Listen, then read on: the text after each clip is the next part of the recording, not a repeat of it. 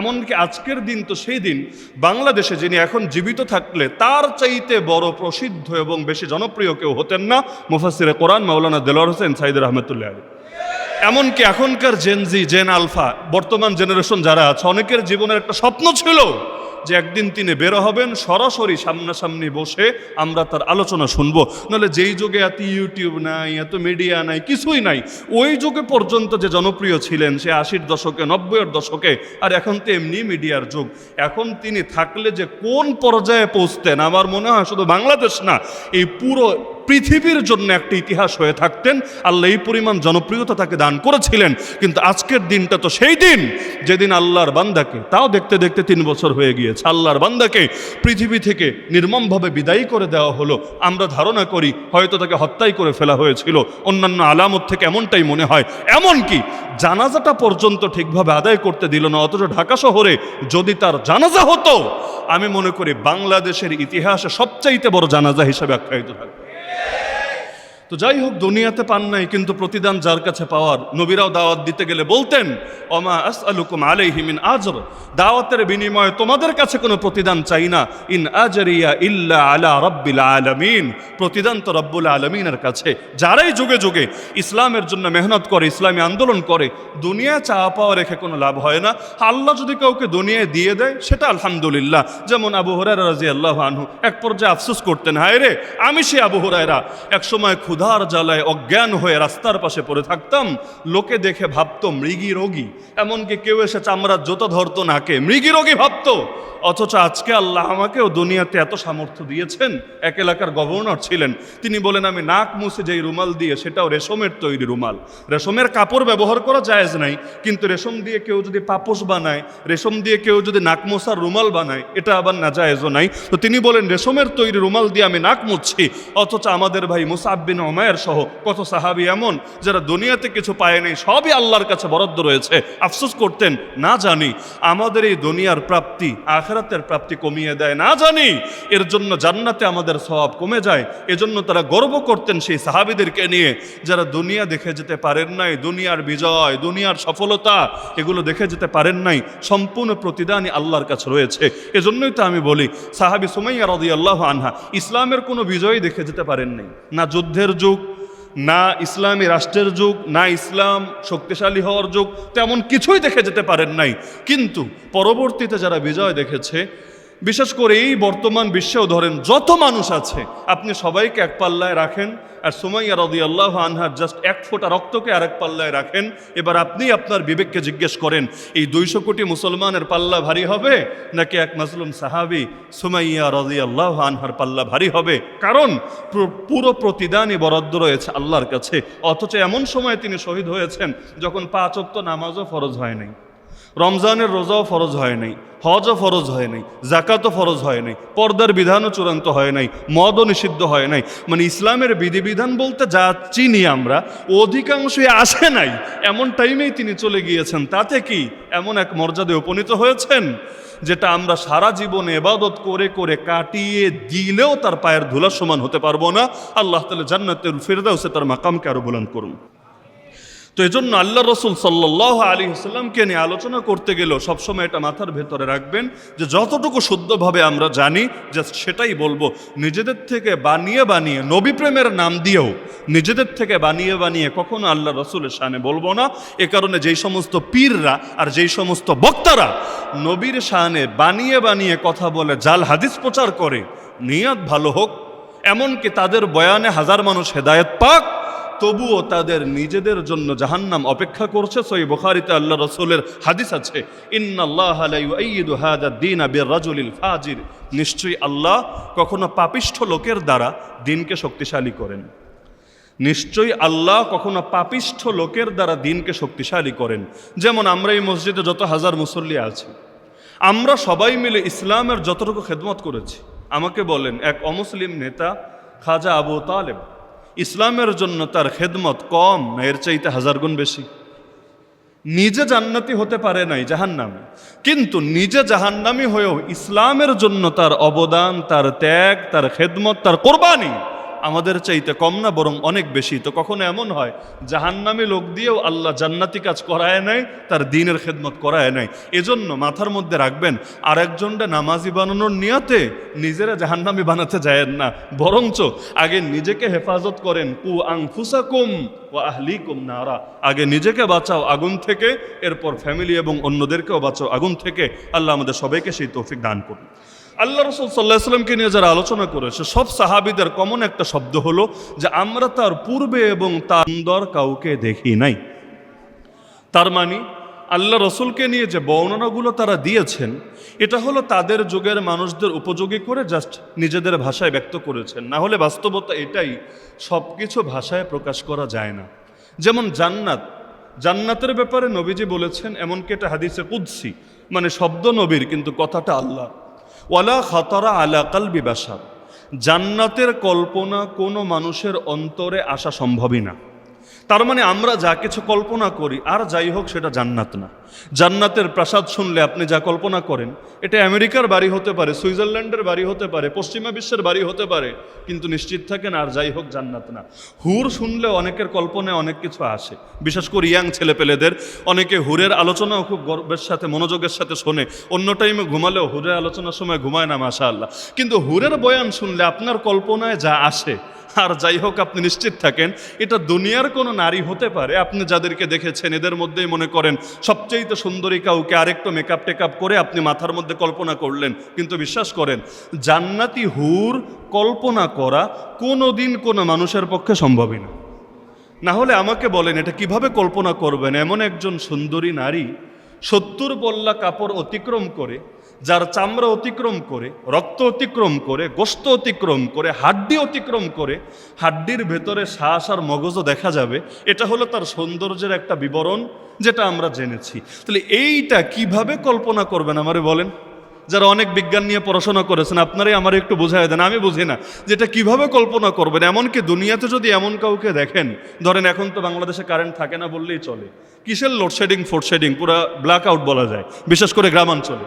লোকে বলে গ্রামাঞ্চলের লোডশেডিং শহরে এসেছে, লোডশেডিং না, পুরো ব্ল্যাক আউট চলে এসেছে।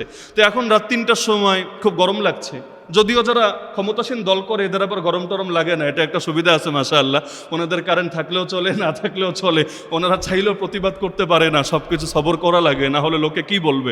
এখন মনে করেন আপনি বিরোধী দলই করেন, রাত 3টা অনেক গরম লাগছে, এখন রাত 3টায় ঘরের বাইরে গেলেন, গিয়ে দেখেন সুবহানাল্লাহ হঠাৎ করে এমন নারী সামনে চলে এসেছে, একদম হাড্ডির ভেতরের মগজ পর্যন্ত দেখা যাচ্ছে, চামড়ার ভেতরে যা আছে, রক্ত চলছে, তারপর এই যে রগের ভেতর দিয়ে কি প্রবাহিত হচ্ছে সব দেখা যাচ্ছে। আমারে বলেন এরকম দৃশ্য যদি রাত 3টার সময় ঘরের বাইরে গিয়ে দেখেন, প্রেমে হাবুডুবু খাবেন না ভয়ে কাপড় ভিজিয়ে দিবেন?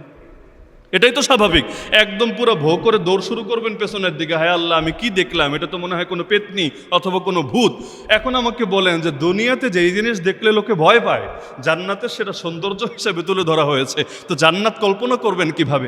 এমনকি জান্নাত চেনানোর জন্য কি বলা হয়েছে, যেগুলো আমরা বুঝবো এমন কিছু আইডিয়া দেওয়া হয়েছে। আমরা দুনিয়াতে খাবার চিনি, এজন্য জান্নাতে মজার মজার খাবার থাকবে, ফল থাকবে, এগুলো নিয়ে আলোচনা করা হয়েছে। তাও দেখবেন জান্নাতে ভাত থাকবে কিনা, পাতলা ডাইল থাকবে কিনা, শিং মাছ বোয়াল মাছ থাকবে কিনা, এগুলো নিয়ে আলোচনা নাই। কেন? কারণ আরব জাতি আবার এগুলো বললে চিনত না। ওরা যা চেনে, ওরা ফল চেনে, ওরা রুটি চেনে, ইত্যাদি ইত্যাদি, ওরা মধু চেনে, ওরা দুধ চেনে, ওরা শরাব চেনে, মানে মদ চেনে, এগুলো নিয়ে আলোচনা করা হয়েছে। জান্নাতে মদের নহর থাকবে, যে মদ খেলে মাথাও ঘোরাবে না, মাতলামি আসবে না, দুধের নহর থাকবে, মধুর নহর থাকবে, ফল থাকবে, কষ্ট করে হাত দিয়ে ছিঁড়েও খাওয়া লাগবে না, বরঞ্চ জিনিসটা এমন চাইলে আপনার মুখের সামনে এমনি এসে হাজির হয়ে যাবে। এই যে বিষয়গুলো, এমনকি সেখানে হুরদের সাথে মেলামেশা হবে, সেটার ধরন কেমন হবে, ইত্যাদি ইত্যাদি আলোচনা। এক কথায় যেগুলো মোটামুটি মানুষ বুঝবে, জাস্ট এতটুকু আইডিয়া দেওয়া হয়েছে। যেগুলো বুঝবে না সেগুলো আলোচনায় আনা হয় নাই। না হলে বাস্তবতা এমন, ঊর্ধ্ব জগতের কিছু আমাদের বোঝা সম্ভবই না। না হলে রূহ কি জিনিস পারলে ব্যাখ্যা দেন। রূহ তো এই জগতের কোনো জিনিস না, ঊর্ধ্ব জগতের জিনিস। আল্লাহ রাব্বুল আলামিন ফু দিয়ে মাটির দেহের ভেতর যেটা ঢুকিয়ে দিয়েছেন, কোরআনে আল্লাহ বলেছেন আমি ফু দিয়ে আদমের দেহের ভেতর আমার বিশেষ মাখলুক রূহকে ঢুকিয়ে দিলাম।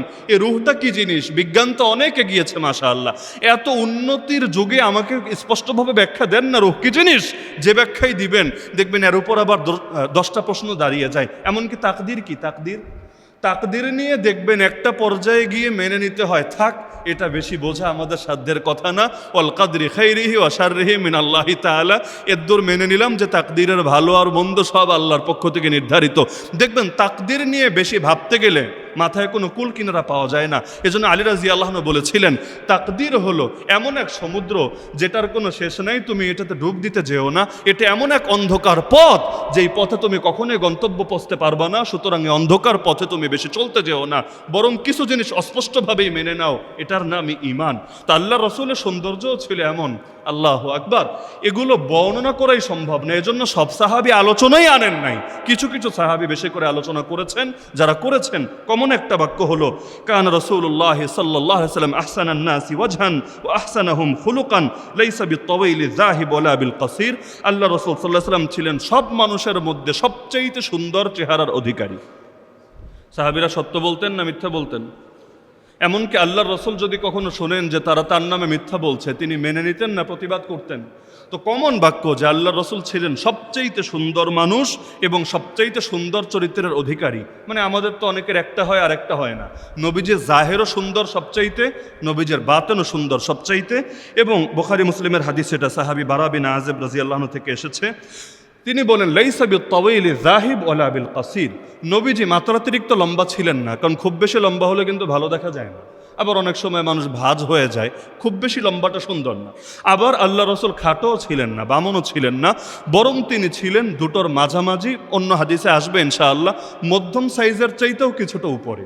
আবার বাংলাদেশের মধ্যম সাইজ বুঝতে চাইেন না, কারণ এই হাদিস তো আরব দেশকে সামনে রেখে বুঝতে হবে। তা আরব দেশের মধ্যম সাইজ যেটা, এর চাইতেও আল্লাহ রসুল একটু উপরে ছিলেন।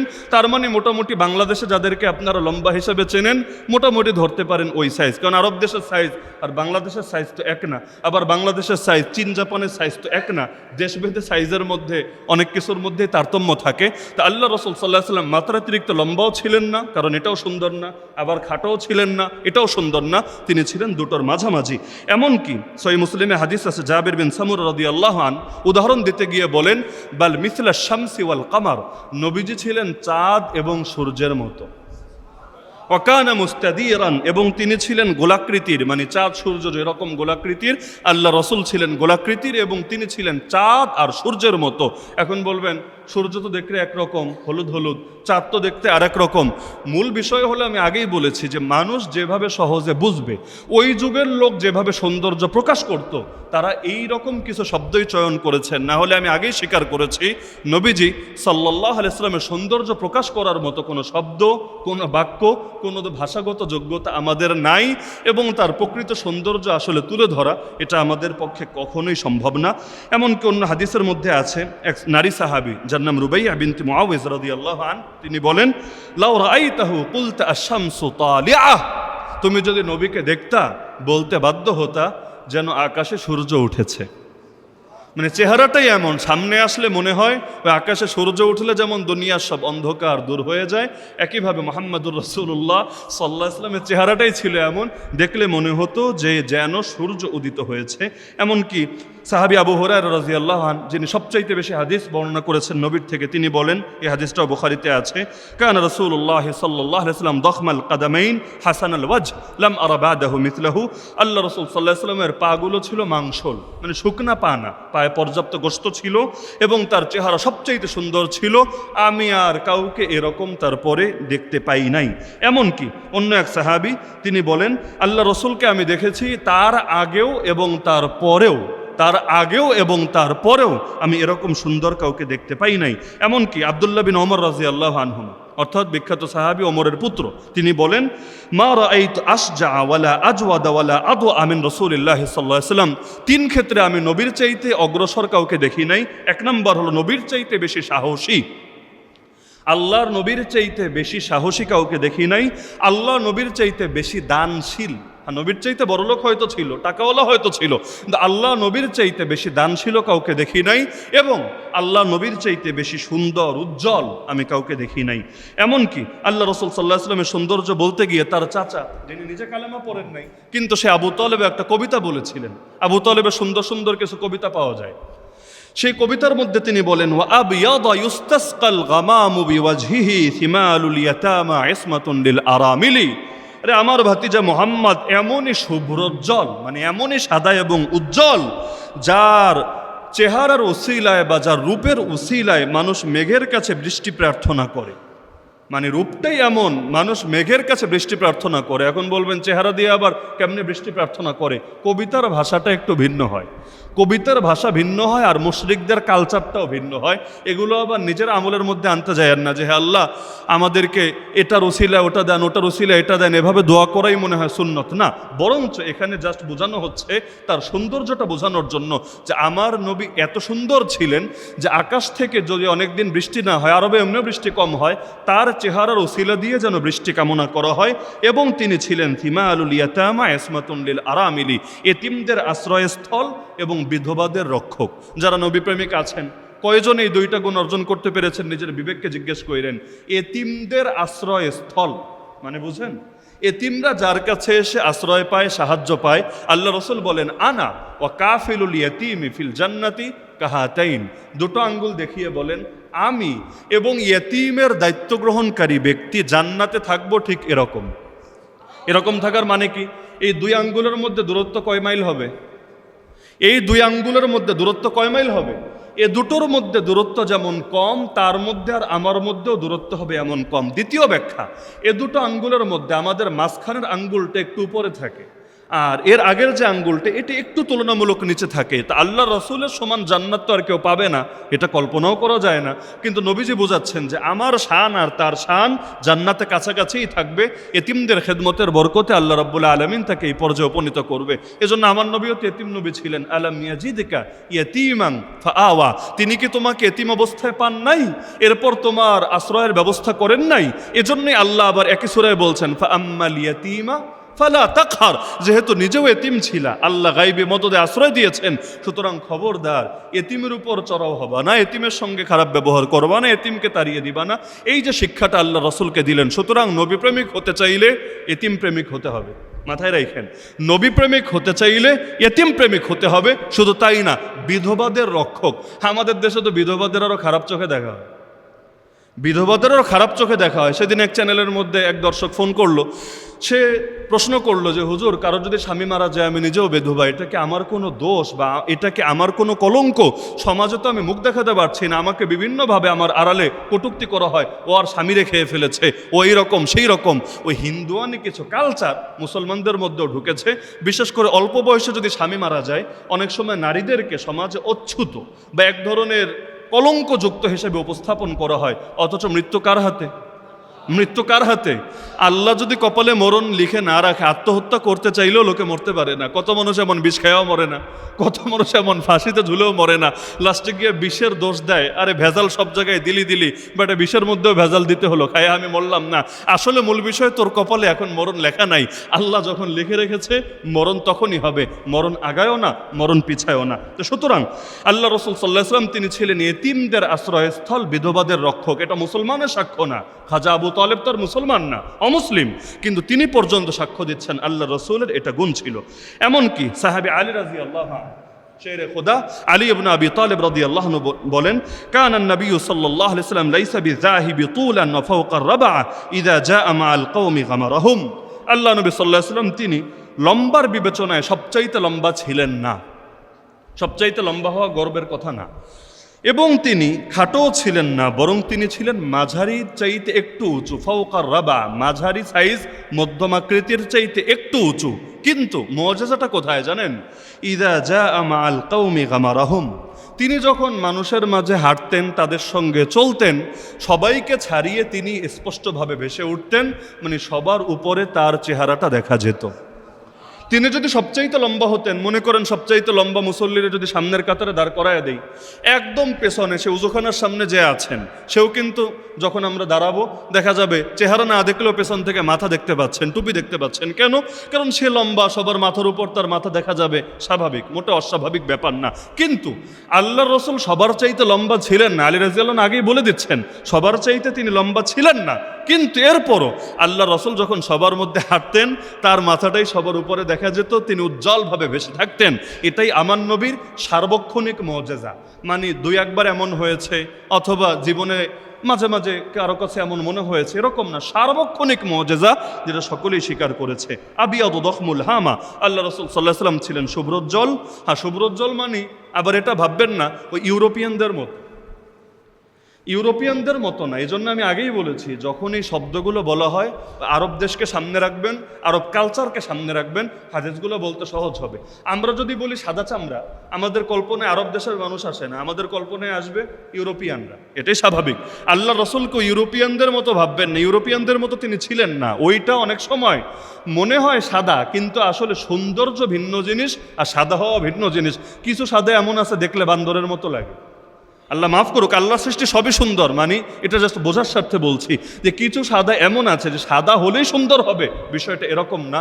আমার রসুল এমন সাদা ছিলেন যেটা বাস্তবেই সুন্দর, এবং সৌন্দর্যের ক্ষেত্রে যেটা কখনোই তুলনা চলে না। দখমুল হামা, তার মাথাটা ছিল কিছুটা মাংসল, মানে মাথাটা ছোট হওয়া সুন্দর না, আবার মাথা বড় মোটা হওয়া এটাও সুন্দর না।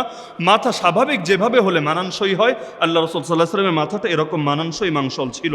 আগাররু আবলাজু আহদাবুল আসফার, আল্লাহ রাসূল সাল্লাল্লাহু আলাইহি ওয়াসাল্লামের কপালটা ছিল বড় উজ্জ্বল, কপালটা ছিল বড় উজ্জ্বল, এবং ভুরুগুলো ছিল ফাঁকা। অর্থাৎ অনেকের ভুরু মিলানো থাকে আর অনেকের ভুরু মাঝখানে ফাঁকা থাকে। অনেকে তো আবার ওই যে পার্লারে গিয়ে ডিজাইন করে এটাকে কৃত্রিমভাবে ফাঁকা করে, কিন্তু আল্লাহ রসুল সাল্লাল্লাহু আলাইহি ওয়াসাল্লামের ভুরুগুলো লাগানো ছিল না, বরং ভুরুগুলো ছিল ফাঁকা, এবং তার চোখের পাপড়িগুলো ছিল দীর্ঘ এবং কালো, কারণ এটা কালো হলেই সুন্দর দেখা যায়। চোখের পাপড়িগুলো ছিল দীর্ঘ এবং কালো। এবং আল্লাহ রসুল সাল্লাল্লাহু আলাইহি ওয়াসাল্লাম যখন ঘামাতেন, নবীজি সাল্লাল্লাহু আলাইহি ওয়াসাল্লাম যখন ঘামাতেন, তার চেহারায় ঘামগুলো এমনভাবে ফুটে উঠত, কান্নাল আরাকা ফি ওয়াজহিহি আল-লুলু, মনে হতো এগুলো এক একটা মুক্তোর দানা। মুক্তোর দানা যেরকম সুন্দর, আল্লাহ রাসূল সাল্লাল্লাহু আলাইহি ওয়াসাল্লামের ঘাম দেখতেও ঘ্রাণ তো ছিল। আমি আগে আলোচনা করেছিলাম যে রাসূলুল্লাহ সাল্লাল্লাহু আলাইহি ওয়াসাল্লামের ঘামের ঘ্রাণটা ছিল মেশকে আম্বরের চাইতেও বেশি সুগন্ধিময়। এজন্য আনাস রাদিয়াল্লাহু আনহুর মা পর্যন্ত, যিনি নবীর আত্মীয়া, আল্লাহ রসুলের ঘাম পর্যন্ত সংরক্ষিত রেখে দিয়েছিলেন আতরের শিশির ভেতরে, এবং এটাও ব্যবহার করতেন আতরের সাথে মিশিয়ে, এবং বলতেন যে আতরের চাইতে বেশি খুশবু আমরা এটার ভেতরে পাই, আতরকে আরও সুবাসময় করার জন্য আমরা এটা ব্যবহার করি। তাহলে ঘ্রাণ যেমন ছিল অসাধারণ, একইভাবে আল্লাহ রসুলের ঘামটা দেখতেও ছিল এমন, মনে হতো এক একটা মুক্তোর দানা। বলবেন ঘামও কি দেখতে এত সুন্দর হতে পারে? আল্লাহ যদি আমাদেরকে হায়াত দেয় আর কি। আমাদের যুগে যদি নবী ঈসা আলাইহিস সালাম আসে, আমার রাসূলকে তো আর আমরা জীবদ্দশায় এই যুগে আর দেখতে পাবো না, আল্লাহ যদি স্বপ্ন যুগে দেখেন আলহামদুলিল্লাহ। কিন্তু ঈসা আলাইহিস সালাম তো কিয়ামতের আগে আসবেন। আমাদের যুগেই যদি দাজ্জাল আসে, ঈসা আলাইহিস সালাম আসেন, মাহদী আসেন, তাহলে ওই ঈসা আলাইহিস সালামের হাদিসেও আছে, তিনি যখন দুই ফেরেশতার কাঁধে ভর দিয়ে দামেস্কে জামে মসজিদের নিকটে অবতীর্ণ হবেন, এবং যেই সময় মুসলমানরা ফজরের নামাজের প্রস্তুতি নেবে, একামত হয়ে যাবে, ওই সময় তার বাবরি চুল থেকে ঘামগুলো এমনভাবে টপ টপ করে ঝরতে থাকবে যেন তা এক একটা মুক্তোর দানা। তা আল্লাহ রসুলকে তো দেখতে পারি না জীবদ্দশায়, কিন্তু আল্লাহ যদি ওই যুগ পর্যন্ত হায়াত দেয়, নবী ঈসা আলাইহিস সালামেরটা দেখবো, আর দেখার পর বুঝবো ঈসা আলাইহিস সালামেরটা যদি এত সুন্দর হয়, মুহাম্মদুর রাসূলুল্লাহ সাল্লাল্লাহু আলাইহি ওয়াসাল্লামেরটা না জানি কত সুন্দর। লাম আরা ক্বাবলাহু ওয়ালা বা'দাহু মিসলাহু, আলী রাদিয়াল্লাহু আনহু বলেন, আমি তার পূর্বে এবং তার পরে তার মতো আমি কাউকে দেখি নাই। আমি গত সপ্তাহে বলেছিলাম যে নবীর সৌন্দর্যের সবচাইতে বিস্তারিত বিবরণ যিনি দিয়েছেন তিনি হলেন হিন্দ বিন আবি হালা। হিন্দ নামে একাধিক সাহাবী ছিলেন, পুরুষও ছিলেন, নারীও ছিলেন। আবু সুফিয়ানের স্ত্রীও তার নাম হিন্দ বিনতে উতবা। আবার খাদিজা রাদিয়াল্লাহু আনহার আগের যে স্বামী ছিল তার নাম আবু হালা। ওই আবু হালার এক পুত্রের নাম হলো হিন্দ বিন আবি হালা।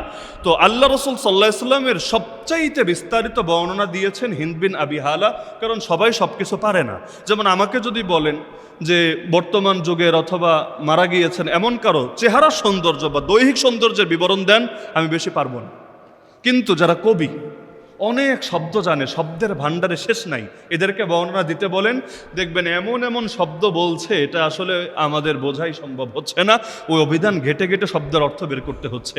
এজন্য যারা আরবি ভাষা শিখেছেন, আপনারা শামাইলের কিতাব খুইলা দেখেন, দেখবেন আপনি কোরআন বোঝেন, আপনি হাদিস বোঝেন, আপনি যে কোনো কিছু বোঝেন, আরবদের সাথে টুকটাক কথাও বলতে পারেন, কিন্তু শামাইল মানে যেখানে আল্লাহ নবীর দৈহিক সৌন্দর্য নিয়ে আলোচনা করা হয়েছে, খুললে দেখবেন হাদিস সব মাথার উপর দিয়া যায়। এই শব্দ বাপের জন্মে শোনেন নাই, সব নতুন নতুন লাগে। কেন এত কঠিন শব্দ?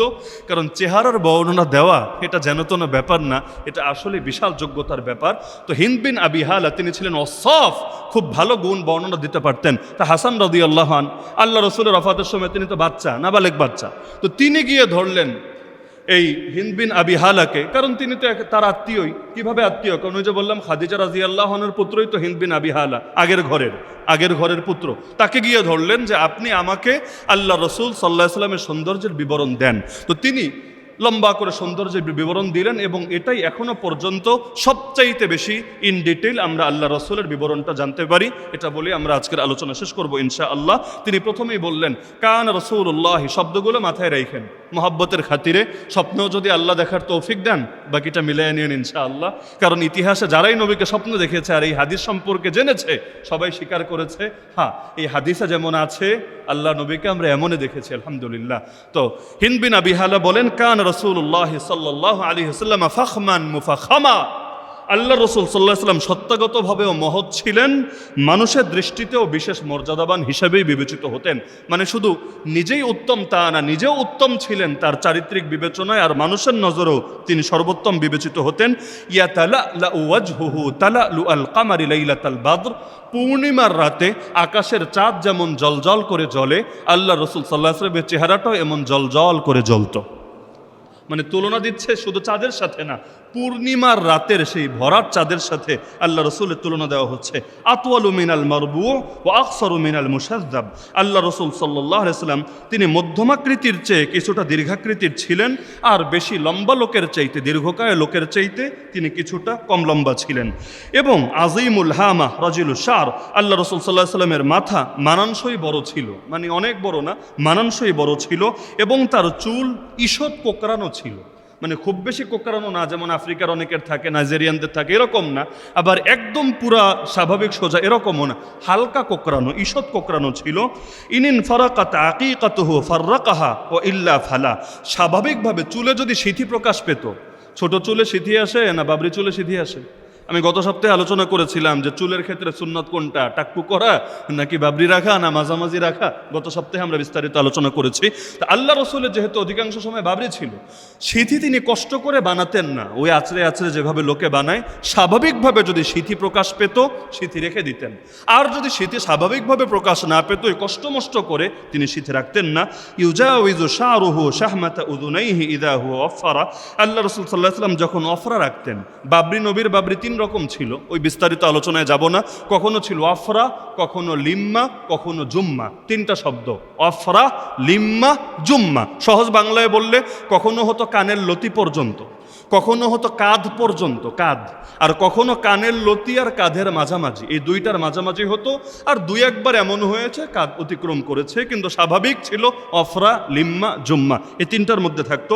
তা আল্লাহ রসুল যখন বাবরি রাখতেন কখনো এমন হতো যে তার চুল তার কান অতিক্রম করত। আমি আগেই বলেছি যে তিন রকম ছিল, এই হাদিসের মধ্যে একরকম বলা হচ্ছে।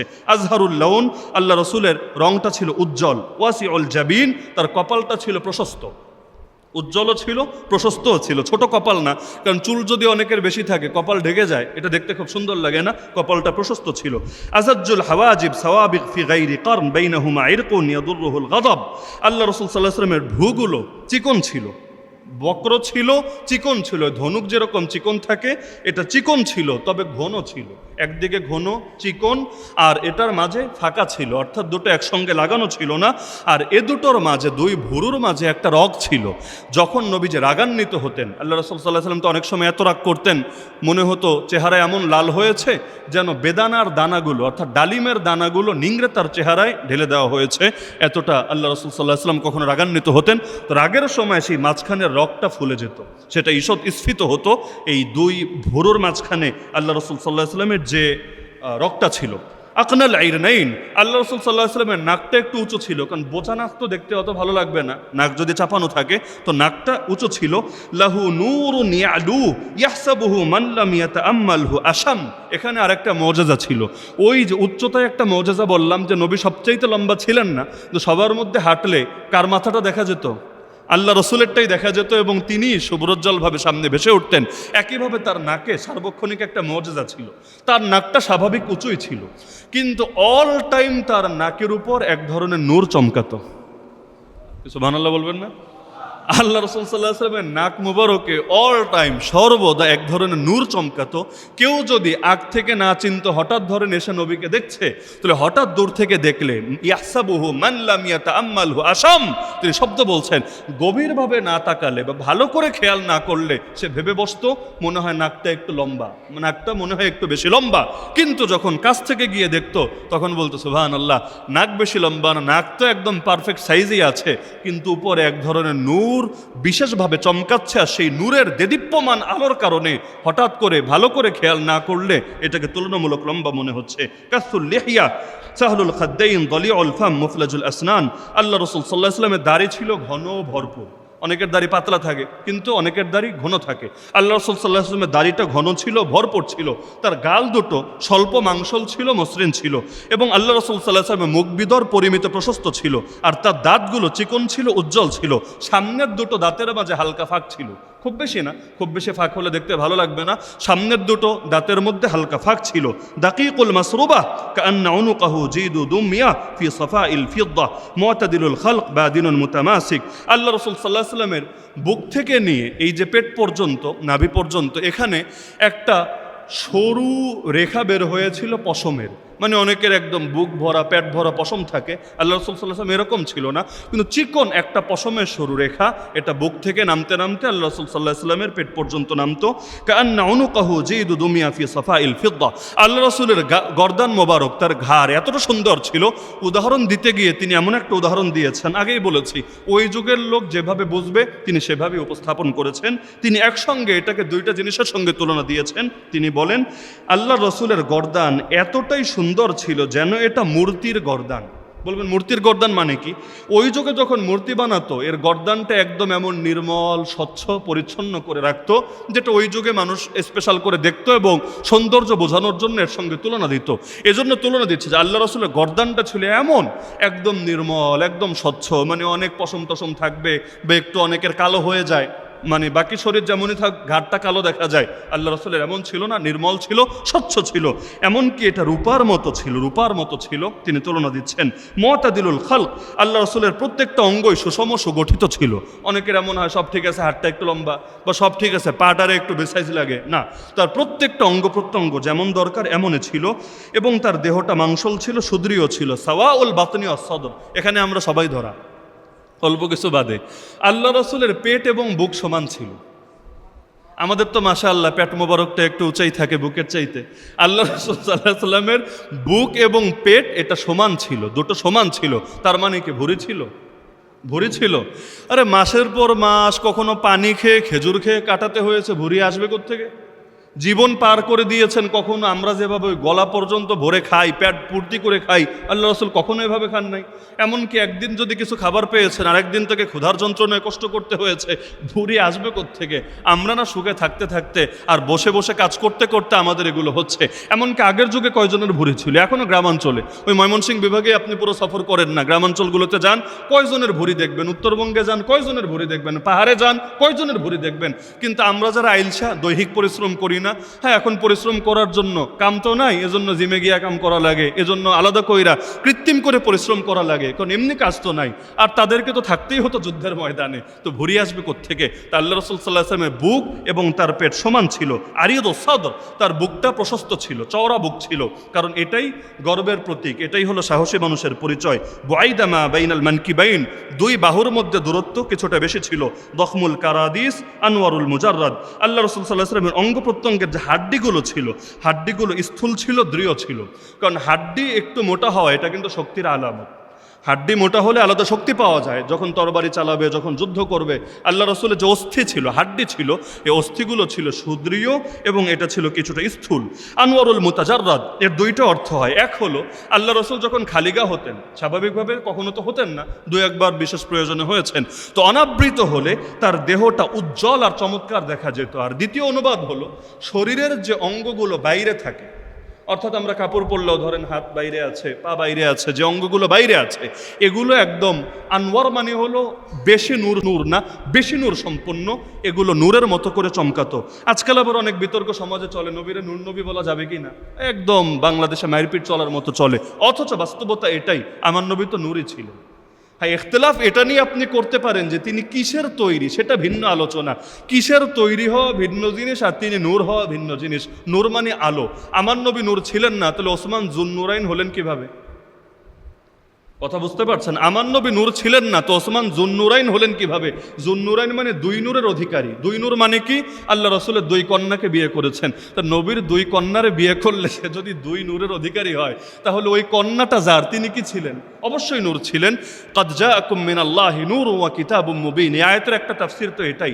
আর তোমাদের কাছে আল্লাহর পক্ষ থেকে নূর এসেছে এবং সুস্পষ্ট কিতাব এসেছে। নূর মানে আলো। মানুষ অন্ধকারের ভেতর পথ খুঁজে পায় আলো দেখে। আমার নবী হেদায়েতের নূর ছিলেন, এলেমের নূর ছিলেন, দ্বীনের নূর ছিলেন, শরীয়তের নূর ছিলেন। এবং নবী তাহাজ্জুদে যখন উঠতেন আল্লাহর কাছে নূরের দোয়া করতেন, হে আল্লাহ আমার চোখে নূর দেন, আমার কানে নূর দেন, আমার জিহ্বায় নূর দেন, আমার রক্তে, আমার গোশতে, আমার হাড্ডিতে, আমার সামনে, আমার পেছনে, আমার ডানে, আমার বামে, আমার উপরে, আমার নিচে, আমার কলবে, এমনকি লাস্টে গিয়ে বলতেন আমাকে নূর বানিয়ে দেন। এই যে নূর নবী আল্লাহর কাছে নিয়মিত চাইতেন, নবীর দোয়া কবুল নাকি কবুল না?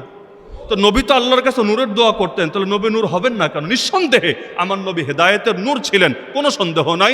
আবার তিনি মানুষও ছিলেন। নূর হওয়ার অর্থ এটা না যে তিনি মানুষ না। আল্লাহ রসুল মানুষ না তো কি ফেরেশতা? আল্লাহ রসুল মানুষ না তো কি জিন? অবশ্যই তিনি মানুষ। কুল ইন্নামা আনা বাশারুম মিসলুকুম, কোরআন খুলেন সূরা কাহাফের সর্বশেষ আয়াত, আরও একাধিক জায়গায় আছে আয়াত। হে নবী বলে দাও, নিঃসন্দেহে আমি তোমাদের মতো একজন মানুষ। হ্যাঁ, তোমাদের মতো মানে আমরা 10 জন যেমন, নবীও এমন, এটা না। ইউহা ইলাইয়া আন্নামা ইলাহুকুম ইলাহু ওয়াহিদ, আমার কাছে ওহী আসে যে তোমাদের ইলাহ একমাত্র ইলাহ। এটা নবী বলছেন এ কারণে, যাতে করে ঈসা আলাইহিস ইসলামের মতো তারে আল্লাহ না বানায় ফেলে, তাকে রব না বানিয়ে ফেলে। এজন্য তিনি বলেন আমি রব না, আমি খোদা না, আমি ইলাহ না, আমিও একজন মানুষ।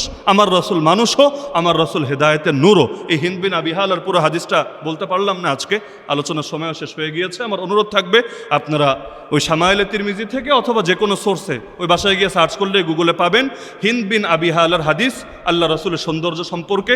একবার দেখে নিয়েন, মাথায় মুখস্থ করে নিয়েন, কারণ আমি এমনি ঘড়ির টাইম অতিক্রম করেছি, এর চাইতে বেশি অতিক্রম করে আপনাদের কষ্ট আর বদদোয়ার ভাগিদার হব না।